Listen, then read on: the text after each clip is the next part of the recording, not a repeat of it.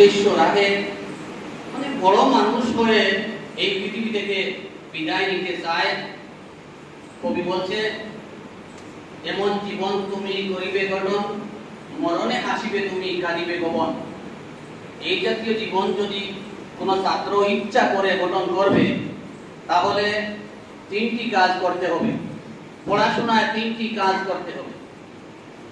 একটি কাজ হলো যেন ছাত্ররা বকের মতো ধ্যান করে। আপনারা বক পরিচয় পান? পড়ার মধ্যে বকের মতো ধ্যান করে। বকের